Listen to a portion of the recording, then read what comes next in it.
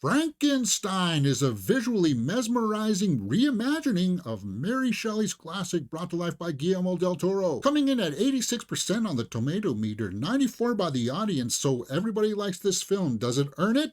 I like this version of Frankenstein, and I don't know if you are a fan of the original. Just look at that gruesomeness. Yeah. Del Toro does a great job of building that atmosphere, of building that uh, beauty.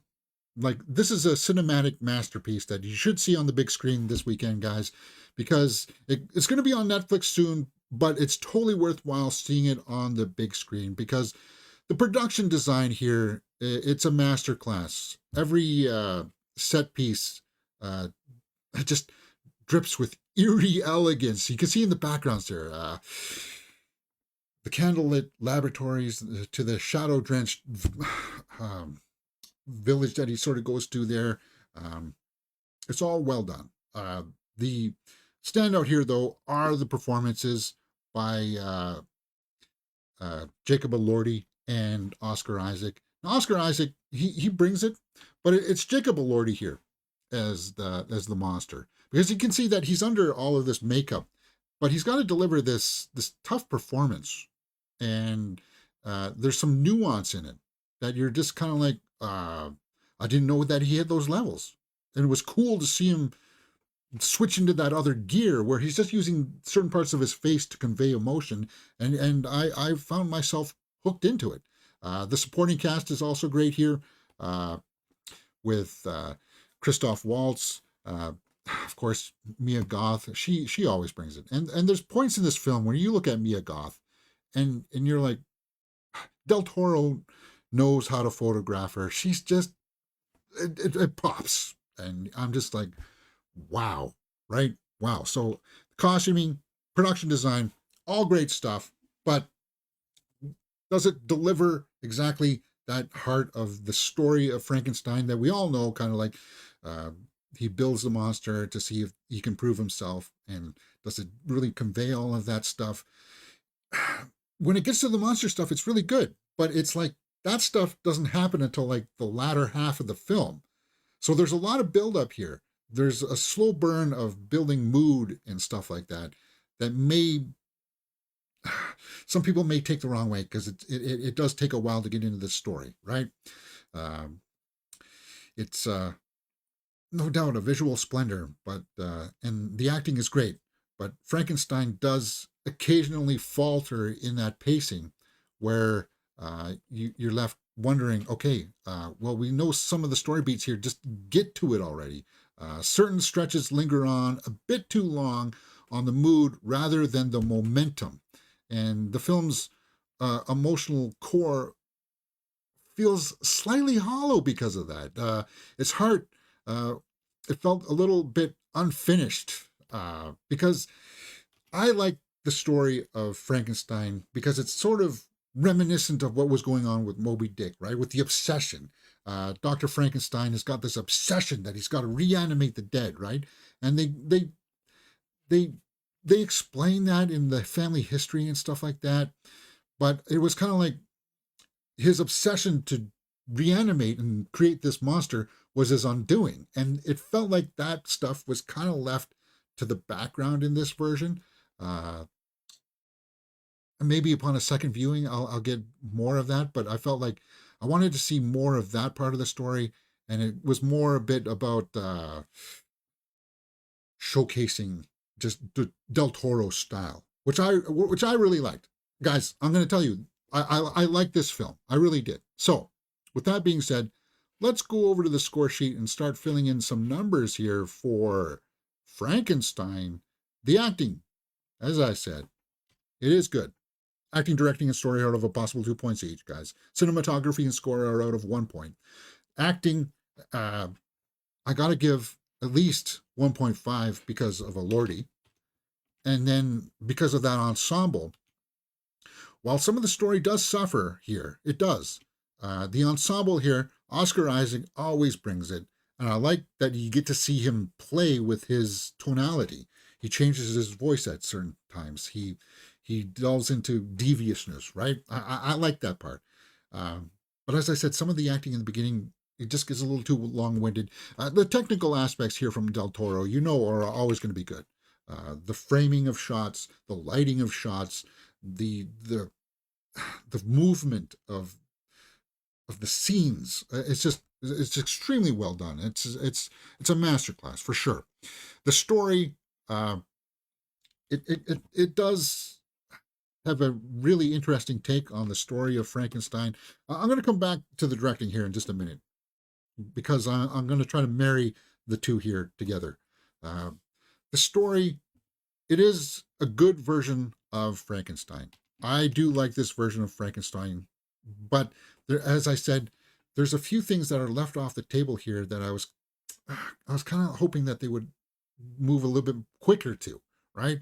Um, but it's got all those familiar beats, and it does. I don't know if it remains more faithful to the original story or not, but I do like this version of it, and I'm going to give the directing 1.5 as well because of the story. But for me, some aspects felt like they left some stuff off the table. Yeah, I'm going to use that joke. It's hard to stay away from. The cinematography here is out of a possible one point each here, and the cinematography you got to give full points to. Even though at some points I would say that it looks a little too much, perhaps like a volume type set, especially for the stuff in the north. But you don't. That's fine. It doesn't really take away from the rest of it. It's the laboratory and all of that stuff that really works for me. The score, it's also really good here.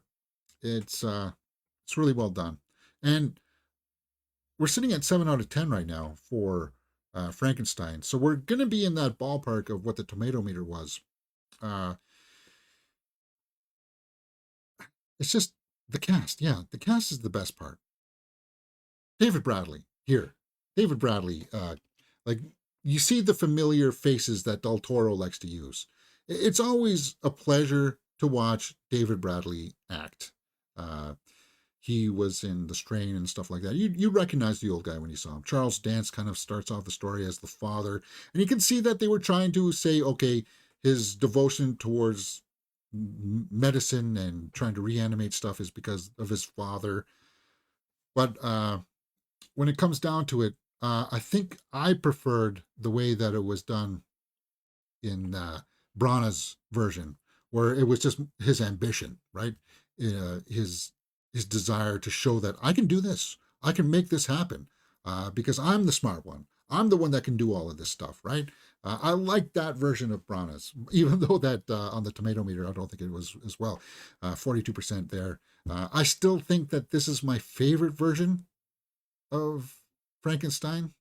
I with Del Toro is up there. It truly is. But some of the storylines I felt like got misplaced because, well, as you see here in the Brana's version, we do get that reanimation of the other one, right? And you see that in this version, like you see the monster saying, "Build me another one, build me another one," but we don't quite see that. And when you think, oh, you're casting Mia Goth here, I can see where this is going, because you know that she's got that extra gear in her that if she were to become the bride of Frankenstein, I would have loved to have seen that. And you don't, sorry, spoiler alert, but you don't really get to see that in this version. So as I said, there were a few things, just minor things for me that I felt like I would have liked to have seen referenced. But let's go back to that tomato meter here and take a look at some of the audience and critics responses here. Washington Post. Visually, the film is a sumptuous feast. This Frankenstein has no shortage of horrors, but it also finds notes of forgiveness and kindness. It's a monster movie with soul, and it is horrific. It's softball horror because it's not like anything that's going to stay with you unless you don't like seeing Oscar Isaac's backside naked. Audience, this is high art. Mia Goth is an ethereal angel, and yeah, Mia Goth, as I said, you're watching her. Del Toro films her in such a way it's just you're locked in, and the same with the monster too. Jacob Elordi here performed as if his life depended on it, and it was a masterclass. Yeah, because there's just things he's doing with his mouth because the rest is all makeup. and you're like sold on this version of the monster. For me, that's the way that I felt. Steven says, oh my God, this movie was amazing. The few special effects that they had were perfect. There wasn't a few, there was a lot, guys. This movie has a lot of matte paintings and stuff in there that is seamless now because of the digital technology. But as I said, some of them at times felt just a bit volumey, but that's okay. The acting was so incredible. My girlfriend was crying 45 minutes into the movie. Well, if this is your first time being exposed to the Frankenstein story, then I think it will have that impact, because it does have that impact of this misunderstood creature, right? And what do you do with it after, right? A stunning, beautiful movie, just a bit too long in some parts, JD says. And yeah, that goes to echo what I said, but they also gave it 5 out of 5. So see it on the big screen. Yeah, guys, see it on the big screen. The soundtrack here is phenomenal. But let's go over to the critics and take a look at some of the standouts here. Grace Randolph didn't like it. Jacob Elordi saves this movie, and the ending is brilliant, but we can't ignore the first half of this movie, and it's just awful. If only Oscar Isaac went full camp. Mia Goth does what she can with a small role. This half-baked film is beneath Del Toro. No, I don't agree with that, this half-baked film. And Mia Goth does great, but I don't know if I totally agree with her. The first half is awful. A lot of the stuff with the father, I think, could have been summed up in maybe one scene. They don't need to drag that on.